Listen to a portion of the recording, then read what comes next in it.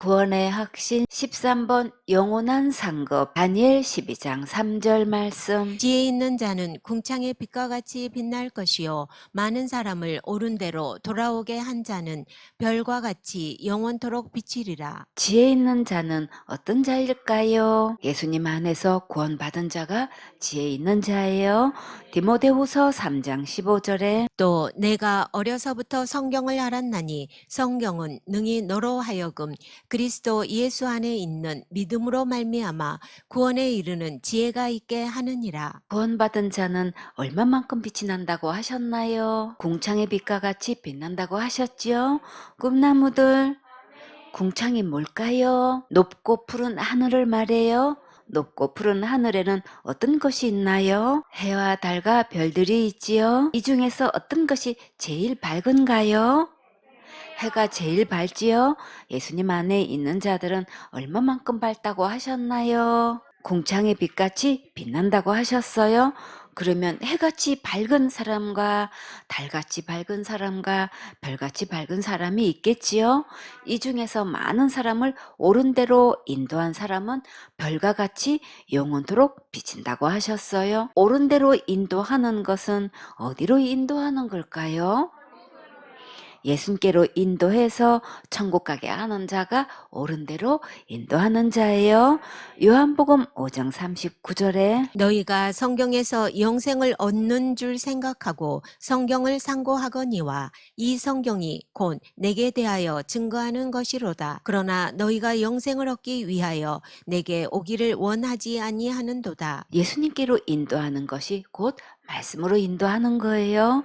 이 성경 말씀대로 믿으면 영생을 주신다고 하셨지요. 예수님께로 인도하면 하늘의 별같이 빛나게 해주신다고 약속하셨어요.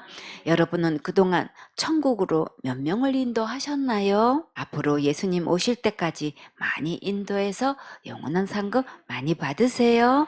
마태복음 13장 43절 말씀. 때에 의인들은 자기 아버지 나라에서 해와 같이 빛나리라. 귀 있는 자는 들으라. 이 의인은 누구를 말할까요? 예수님 믿고 지옥 갈 모든 죄를 영원히 용서받은 자를 말해요. 천국은 거룩한 나라라서 죄는 들어갈 수 없어요. 그런데 일반 교회에서 대표 기도하는 장로님들의 기도가 어떻게 끝을 맺나요? 이 죄인 예수님의 이름으로 기도드립니다 라고 하지요.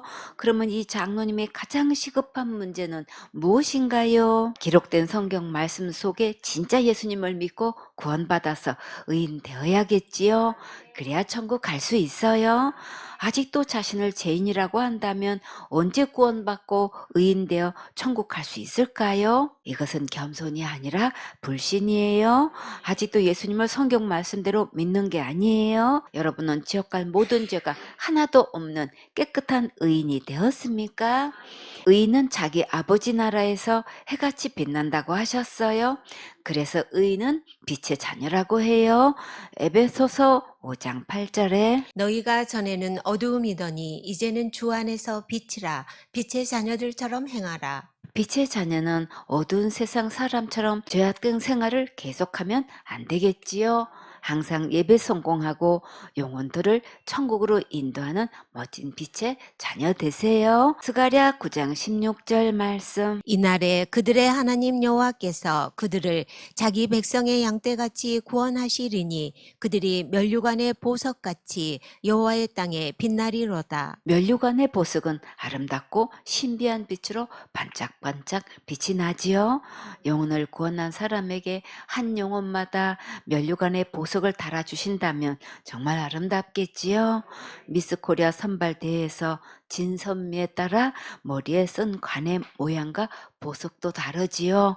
하늘나라 하나님의 땅에서 내 면류관의 보석이 영원히 빛날 것을 한번 생각해 보세요. 내가 그동안 충성봉사 헌신한 것을 이 면류관에 보석으로 붙여주신다면 정말 너무나 아름답겠지요. 내가 한 일을 진짜 알아줘야 할 사람이 몰라주고 오히려 억울한 일을 당할 수 있어도 하나님은 정확하게 다 관찰하시고 기록하시고 계산해 주셔요. 수고한 모든 것 하나도 잃어버리지 않고 영원한 상급으로 주시니까 안심하세요. 구원받은 자는 천국에서 보석같이 빛나리가 되는데 아기는 어떻게 되는지 볼까요? 욥기 18장 5절에 악인의 빛은 꺼지고 그 불꽃은 빛나지 않을 것이요 그 장막 안의 빛은 어두워지고 그 위의 등불은 꺼질 것이요. 여기가 어디일까요? 지옥을 생각나게 하지요. 지옥은 어둡고 빛도 없고 물도 없고 먹을 것도 없고 맑은 공기도 없고 옷도 없고 뜨겁고 기도 응답도 안 되고 예배도 없고 세세토록 형벌받고 슬피 울며 일을 가는데 서울교회 식구들은 한 명도 이런 곳에 가면 절대 안 되겠지요. 여러분은 모두 멸류관의 보석같이 천국에서 영원토록 빛나는 멋진 주인공 되세요. 계시록 3장 21절 말씀. 이기는 그에게는 내가 내 보좌에 함께 앉게 하여 주기를 내가 이기고 아버지 보좌에 함께 앉은 것과 같이 하리라. 무엇을 이겨야 예수님 보좌에 함께 앉을 수 있을까요? 지옥 갈 모든 죄를 이겨야 하나님 아버지 보좌에 함께 앉을 수 있어요. 그런데 우리가 어떻게 죄를 이길 수 있을까요? 믿음으로 이길 수 있어요. 골로새서 2장 13절에 또 너희의 범죄와 육체의 무할례로 죽었던 너희를 하나님이 그와 함께 살리시고 우리에게 모든 죄를 사하시고 우리를 거스리고 우리를 대적하는 의문에 쓴 증서를 도말하시고 제하여 버리사 십자가에 못 박으시고 정사와 권세를 벗어버려 밝히 드러내시고 십자가로 승리하셨느니라. 예수님께서 십자가에서 지옥 갈 모든 죄를 용서하신 것을 믿으면 죄를 이길 수 있어요. 그러면 하늘나라 하나님의 보좌에 함께 앉아 세세토록 왕노릇하게 돼요. 계시록 3장 22절 말씀. 귀 있는 자는 성령이 교회들에게 하시는 말씀을 들을지어다. 예수님께서 십자가에서 지옥 갈 모든 죄를 완전 무결하게 승리하신 것이 여러분 귀에 들리세요? 그러면 여러분은 가장 최고로 축복받은 길을 가지신 거예요. 이 복된 말씀이 들리고 믿어지면 하나님 보좌에 예수님과 함께 앉아서 세세토록 왕노릇하며 행복하게 살 수 있어요. 꿈나무들 정말 신나지요? 계시록 7장 9절 말씀. 2일 후에 내가 보니 각 나라와 족속과 백성과 방언에서 아무라도 능히 셀 수 없는 큰 무리가 흰옷을 입고 손에 종려 가지를 들고 보좌 앞과 어린 양 앞에 서서 여기서 이 일은 이스라엘 자손의 각 지파 중에서 14만 4천 명에게 인을 치신 일 후를 말해요. 계시록 7장 3절에 가로되 우리가 우리 하나님의 종들의 이마에 인치기까지 땅이나 바다나 나무나 해하지 말라 하더라. 내가 입맞은 자의 수를 들으니 이스라엘 자손의 각 지파 중에서 입맞은 자들이 14만 4천이니 14만 4천의 숫자에 들어가는 것은 이스라엘 자손인 유대인들에게 해당되는 거예요. 이방인하고는 아무 상관없어요. 그러니까 여호와의 증인이나 신천지에서 말하는 것은 성경 말씀과 맞지 않아요. 이방인은 오직 예수님 안에 있으면 성령님의 인을 받을 수 있어요. 계시록 7장 5절에 유다 지파 중에 입맞은 자가 1만 2천이요 르우벤 지파 중에 1만 2천이요 갓 지파 중에 1만 2천이요 아셀 지파 중에 1만 2천이요 납달리 지파 중에 1만 2천이요 므낫세 지파 중에 1만 2천이요 시므온 지파 중에 1만 2천이요 레이 지파 중에 1만 2천이요 이사갈 지파 중에 1만 2천이요 스불론 지파 중에 1만 2천이요 요셉 지파 중에 1만 2천이요 베냐민 지파 중에 입맞은 자가 1만 2천이라. 이스라엘 각 12지파가 12,000명씩 도장을 맞았어요. 계시록 7장 9절에 2일 후에 내가 보니 각 나라와 족속과 백성과 방언에서 아무라도 능히 셀 수 없는 큰 무리가 흰옷을 입고 손에 종 정녀 가지를 들고 보좌 앞과 어린 양 앞에 서서 아무라도 능히 셀 수 없는 큰 무리가 흰옷을 입었다고 했는데 흰옷을 입은 것은 무엇을 뜻할까요? 지옥갈 모든 죄로부터 깨끗함을 받은 구원받은 의인들을 뜻해요. 그런데 그 숫자가 얼마나 된다고 하셨나요? 아무라도 능히 셀 수 없는 큰 무리라고 하셨지요.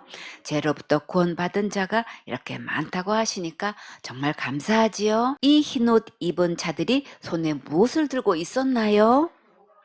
종려가지를 들고 있었지요. 이 종려가지는 무슨 뜻으로 들고 있을까요? 여러분은 이 종려가지를 본 적 있으세요? 잎이 아주 길고 크고 빗살처럼 갈라져 있어요. 이 종려가지는 기쁨과 승리를 상징해요.